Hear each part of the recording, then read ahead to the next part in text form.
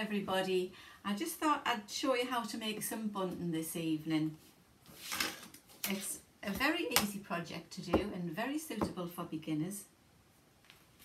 And this one I'm going to be showing you is the one that I'm actually going to be making for my own garden.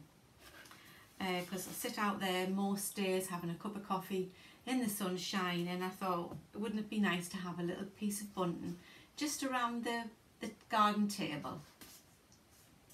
So if you can, first of all, you're going to have to draw yourself a little flag shape, and if you have some cardboard, it's a very good thing to use for it, as what you don't want to be doing is pinning paper patterns to your fabric. It's really good if you've got cardboard, so you can just go around the outside with the pen.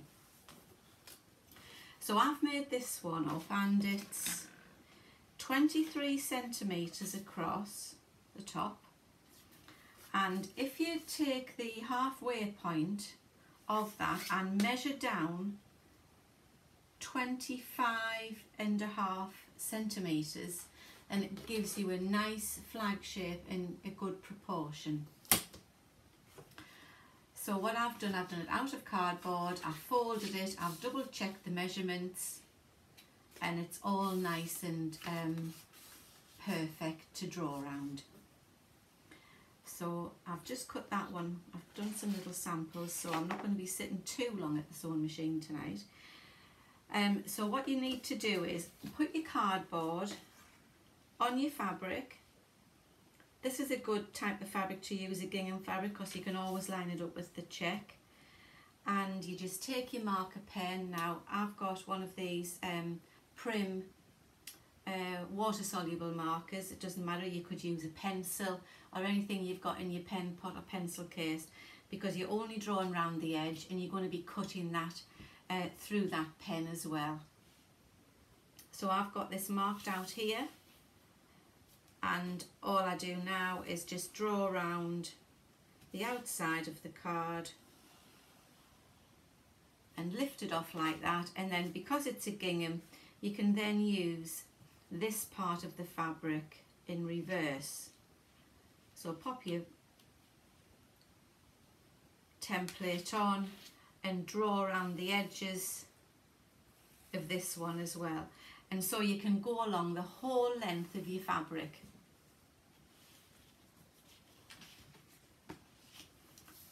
Just so you can see me, I hadn't realised that I'm a little bit far out of camera, so I'm just going to be just doing this last one so you can see exactly what I'm doing. I will hold it up so you can actually see. So this one gets drawn on as well. So there we have 3 flags, and then you would get another one on the very edge of that one.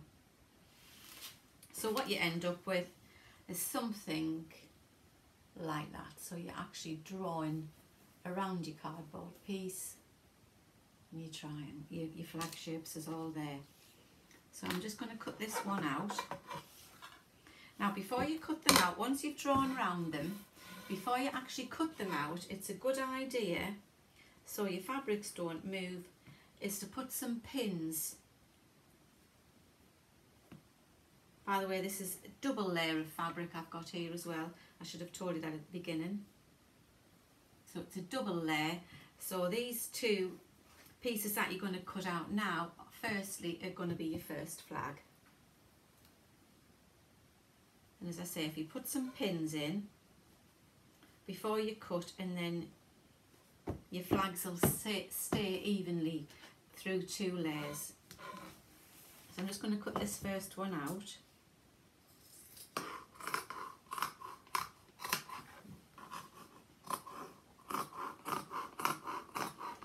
So once you've got your first one out of your fabric, I'll just pop that to one side. Take those pins out that you've had holding it together while you've cut round your lines, and then turn them to be right sides together. And once you've got them right sides together, then pop your pins down the middle of the flag. Make sure you get them all lined up nicely as well. I just hurried that a little bit then, I shouldn't have.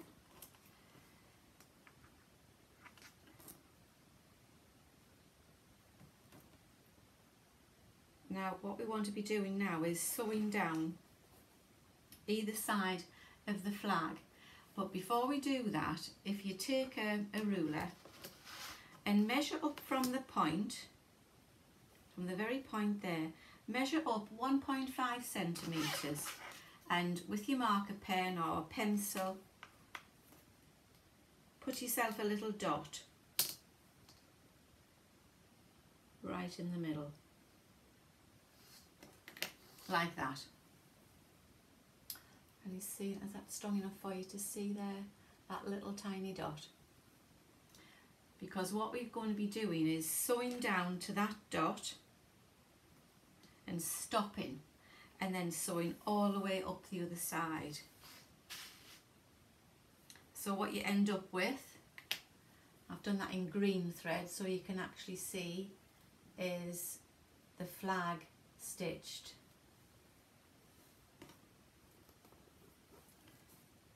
I'm just going to leave that one to one side.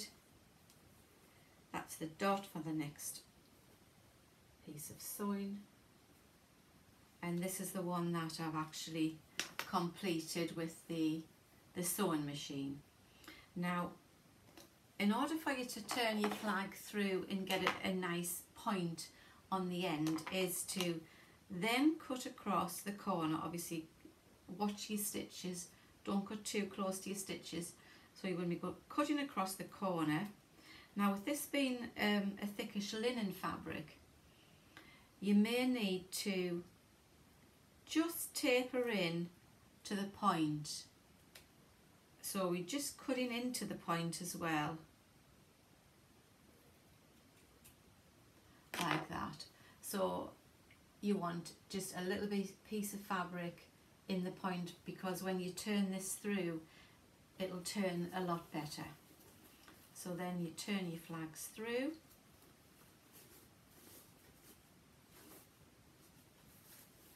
And if you've got a point turner, which I have here, pop your point turner in the point of the flag, and be careful not to pierce the fabric as well, because some of these can be quite sharp, and push out the point of the flag. And if you don't get it completely out, I don't know whether you've seen other videos I've done, I always get a pin and I always tease out the remaining fabric. That's it there. You can almost hear it come to the tip there when you're putting the pin in, and then you know that it's gone far enough. Okay, so that's the flag. Now at this point you should now be pressing this, but we're just going to imagine that it is pressed for the next stage. So for me to carry on and have this nice and smooth, I'm just going to have to pop a pin in there just to hold it in that side, and a little pin in here to hold this side. Now when this is pressed, you will notice that you've got two little points sticking up at either side. Now these you can remove with the scissors. So I'm just going to cut that one there and cut that one there. Okay. So now that flag is ready to be put on the tape, on the bunting tape. Now you can have bunting tape, you can have bias binding. This is a bias binding that you can actually open up. It's an inch bias that you can open up and stitch along the folded line and fold it in. So if you were using bias binding, you would put it on the flag like that, pop a pin in, and then you would fold it over and fold it back and stitch it along so it looks like that. Now then, I've used, on my bunting, I've used a tape. This is a herringbone tape and it's an inch wide, and I find this a lot easier than putting bias binding on. Now I've prepared some bunting, as you can see. I've been busy today. And a good idea as well when you're sewing your bunting is to just use your garden pegs as well, because it helps keep the flags together and stops you getting in a ravel when you're sewing it, because it can get a little bit unruly. Okay, now with this bunting, I'll just open this peg and I'll show you. Now with the bunting I've done here, I've got a spacing of 2 inches between each flag. So what I have is, on this particular bunting, is 8 of this design, this maps, and I've got 9 of the gingham. And the reason I've got 9 for the gingham is because I want to start the bunting on a gingham flag, and I want to finish the bunting with this gingham flag. So I've got to the point where I'm 1 flag short of finishing. And I like to also put just a little tag or something in the bunting, 2nd flag in from the end, something like Home Sweet Home, or any sort of sentimental ribbon that you want to pop in the bunting, and you just can fold it in and slide it in as you're stitching along. So the thing you have to do is, when you're putting your flags together, is make sure that all your gaps between each flag are the same. Now I've chose to do mine 2 inches. You can use a tape measure, or you can use a little tool like this and set the gauge to 2 inches. These are very handy to have as well. Possibly you could also use that as a point turner, but be careful because they do flex. But a handy measure is a tape measure. So you pop your tape measure in, and just take a pencil this time and just lightly mark on the inside of the tape a little line where it would be 2 inches. Okay, can you just see that line there? And then this should be a pressed flag, it should be ironed. I'm just doing this just to show you for this video. And then start and put your flag halfway, so 1/2 inch into the tape, and pin it in. So you can see I'm just going to move forward. This camera isn't in a very good angle actually. So 1/2 inch in on your tape, and then fold your tape over and pop your pin in. And it roughly take about 3 pins to hold the tape into each flag. So make sure when you're doing a long bunting like this one is, it's almost 5 meters. That's how much tape you would need for 17 flags of this size that I told you at the beginning. So the size of this one again is 23 across by 25 centimeters down, and that'll give you a nice 5 meter length of bunting. So there's your pins in. You'll also need a little pin in the gap of each flag as well.